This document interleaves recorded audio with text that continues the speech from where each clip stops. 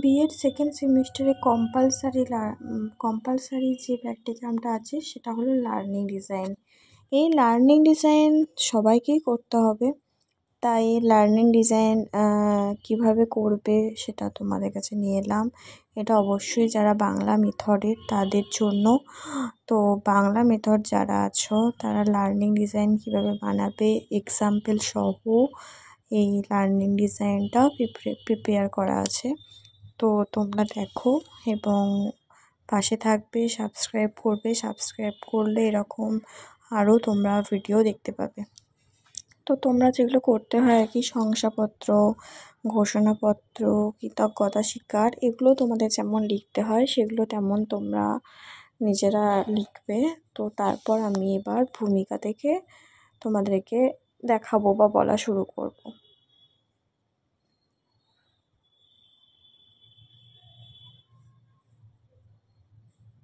এটা কৃতজ্ঞতা স্বীকার।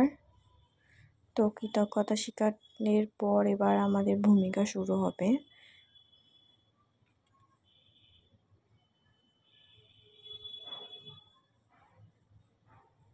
আচ্ছা, ভূমিকার আগে যেটা দেওয়া দরকার সেটা হচ্ছে অবশ্যই সূচিপত্রতে কী কী থাকবে দেখে নাও। ভূমিকা, শিকড় নকশার সংজ্ঞা, শিকড় নকশার প্রয়োজনীয়তা, শিকড় নকশার সুবিধা, শিকড় নকশার প্রয়োজনীয় উপাদান, শিকড় নকশার বৈশিষ্ট্য, পদ্ধতি, উদ্দেশ্যের বর্গীকরণ, ব্লুমের বর্গীকরণ, উদ্দেশ্য, মানসিকে, এগুলো থাকবে। তারপর ভূমিকা দেখানো হচ্ছে। এগুলো তোমরা দেখে দেখে লিখে নিতে পারবে, অনেক তোমাদের হেল্প হবে।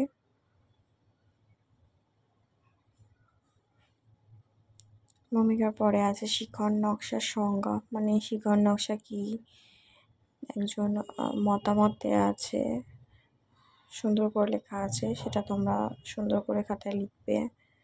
তারপর শিকড় নকশার প্রয়োজনীয়তা,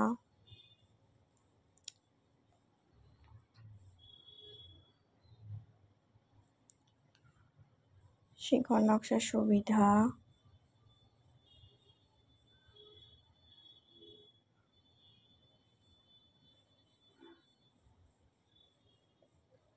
শিকড় নকশার প্রয়োজনীয় উপাদান,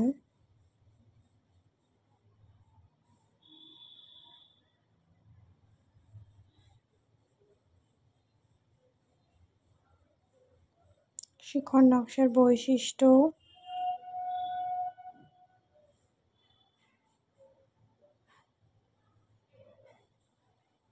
এটা হচ্ছে শিকড় নকশার বিভিন্ন পদ্ধতি।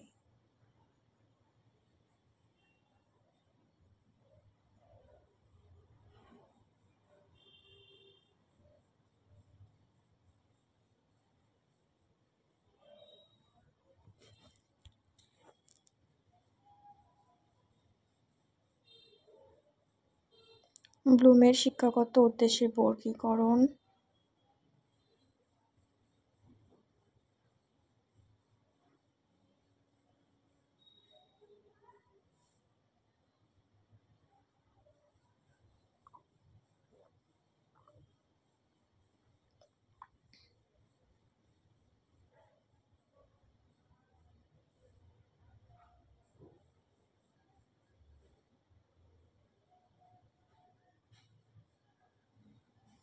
ব্লুমের বর্গীকরণের উদ্দেশ্য এবং মানসিক প্রক্রিয়া,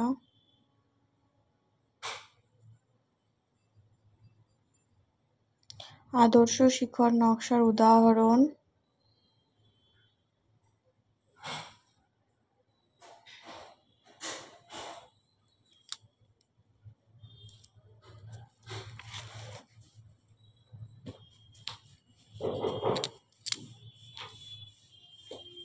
পাঠের প্রেক্ষিতে শিক্ষার্থী বিশ্লেষণ, কবি পরিচিতি,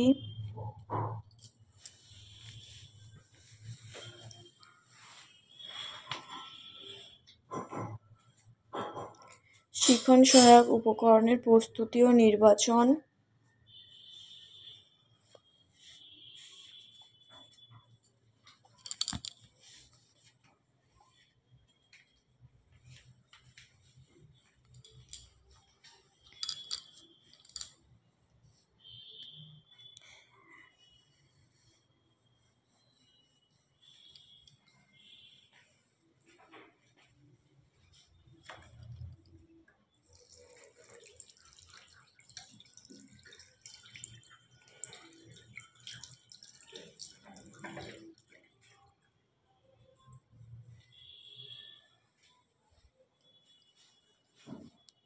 কৃষ্ণফলকের ব্যবহার,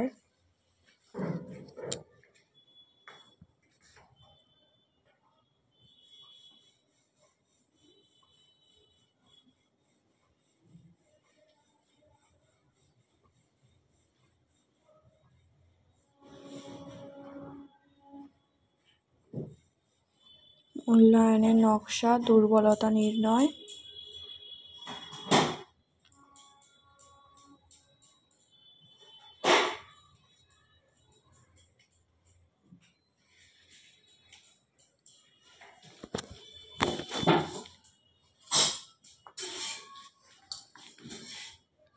উপসংহার,